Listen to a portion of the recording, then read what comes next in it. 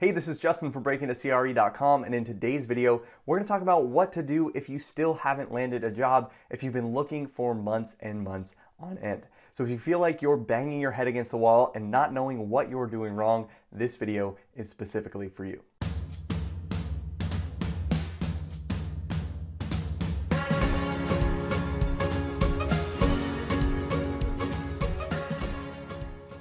Now, if you're new here on this channel, we talk about real estate investing careers and real estate financial analysis. So if you're looking to break into the industry or advance your current real estate investing career, make sure to subscribe and hit the notification bell. So here's the thing. If you've been trying the same thing over and over again for the last 6 months to a year and it's not working, something isn't clicking, and you know that. And with the definition of insanity being doing the same thing over and over again and expecting a different result, you probably know that you need to do something different at this stage in the game. So if you find yourself in this spot, what should you be doing to get your foot in the door and actually make some progress in this job search process? Well, the first thing that you need to do is step back and ask yourself, where am I getting tripped up in this process? So are you sending your resumes into this black hole with nothing to show for it? If that's the case and you're not getting to the interview process, there are a few things that I would make sure that you take a look at. The first is to check what might be off on your resume. So make sure you're tailoring your past experience to the specific job that you're applying to, not necessarily just giving them the black and white version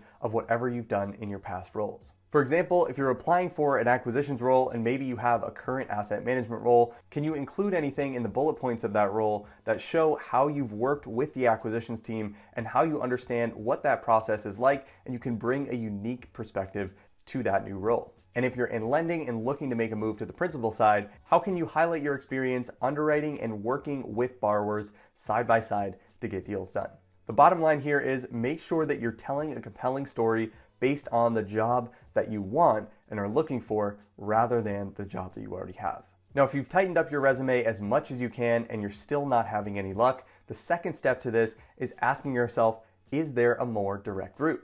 And what I mean by this is that resume drops online can often be black holes where no one is ever going to see your resume, and if they do, they're only going to glance at it for a few seconds. And because of this, oftentimes the best candidates can be looked over just because there's so much volume of applications coming through these portals. So with that in mind, start to think about if there's another way that you can get your resume in the hands of the right people. So do you know someone that works at the company that you're targeting, or do you know someone that knows someone that works at the company that you're targeting? And can you find some sort of a back door to at least get in front of the people that you need to get in front of?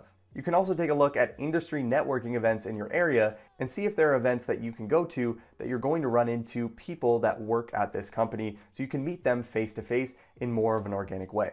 I've even seen people be successful by doing bold things like just going to the company office and dropping off their resume. Now, this doesn't always work, but if you're applying to companies like brokerage firms that want to make sure that you're able to ask for what you want and deal with rejection, this could actually be a great option for you when you're trying to get your foot in the door. The bottom line is, if a simple online submission isn't getting you there, you might want to look for a more direct route to get in front of the people that you need to get in front of. Now, what happens if you're getting interviews but nothing is sticking once you actually get through the interview process? Well, if you're getting to this stage, there's a few things that might be happening. And if this is happening, the first thing that you need to ask yourself is, are you clear with your long-term goals? And especially as you get further along in your career, companies want to know that the people that they're interviewing are all in on this career path. So even if you have an impressive resume, if you come off like you're dabbling in whatever part of the business you're trying to get into, that's going to be a major turnoff to an employer. When someone hires you, they're saying that you're worth spending hundreds of hours and thousands of dollars training, so they don't want to hire someone that's only going to be there for 3 to 6 months and then decide they actually want to go down a different path in the industry.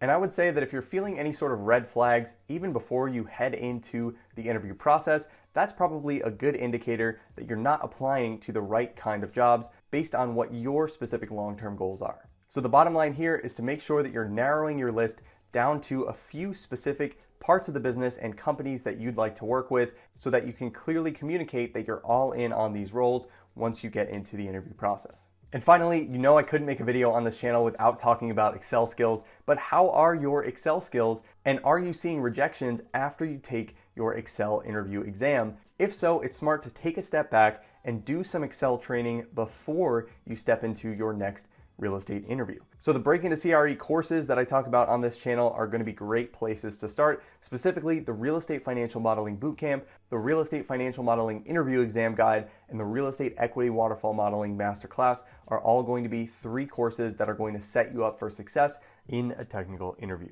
Now, this is usually one of the final steps in the interview process, so it is rough if you get through multiple rounds of interviews and then you bomb an Excel exam at the very last step of the process. So make sure this doesn't happen to you. Make sure you go into the interview process prepared from a technical standpoint so that any sort of Excel exam that's given to you is just a formality at the end of the day. And then if you've done all of these things, so your resume is tightened up, you've tried to find different ways to get in front of the right people, you've gotten clear on your long-term goals and you're applying to the right jobs, and your Excel skills are sharp, you'll also want to make sure that you're following up in the right way. And I recently made a video that goes into detail on how to do this, so you can check out that video in the link in the description below.